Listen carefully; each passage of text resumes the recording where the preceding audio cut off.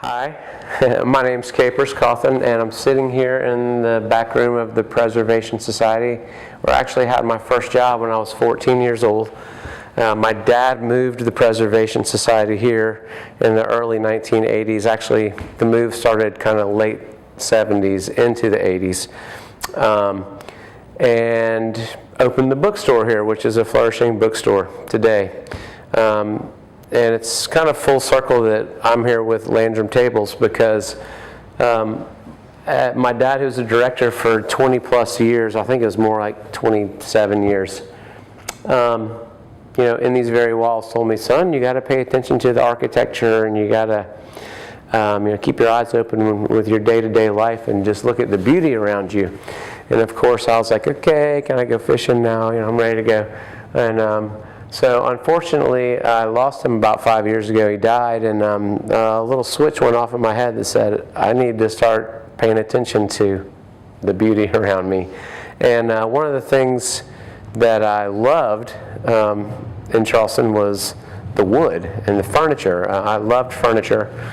My dad had an antique business, and so I grew up around antiques, and the style of furniture and the simplicity of real wooden furniture was very attractive to me. And so upon his death, I noticed, and actually really noticed first after Hurricane Hugo, the amount of wood that was just thrown away. And so I was 19 at the time, and my eyes were really open to like, wow, they're throwing the wood away. But it wasn't it's about 10 years later until I really actually did something about it. And he passed away, and I just said, the Preservation Society is in full swing, saving the wonderful historic homes south of Broad and in the historic district, which, by the way, there's still plenty of south of Broad homes that are being gutted and wood being thrown out, which we still try to get. But I have a very symbiotic relationship with a lot of these contractors in the sense that they have to pay to dump the wood.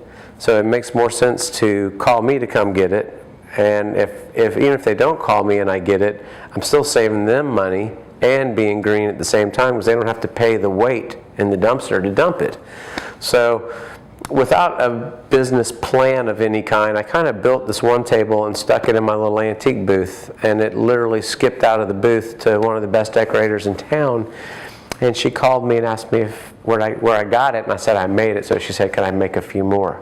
And so I really just started making them, and every day I would ride around and go, there's some more wood, and I'd throw it in the back of my truck. And even if it was just one board that was a good one, if you do that every day, which I don't, but if you did, it'd be 300 boards at the end of a year. So 7 years later, I have a 10,000 square foot warehouse full of antique wood in the neck area at 575 Meeting Street for now.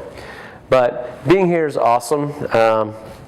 I wish my dad was alive to see it, but the fact that I was endorsed by and have my furniture here in the Preservation Society 30 years later is pretty amazing. So I'm happy to be here.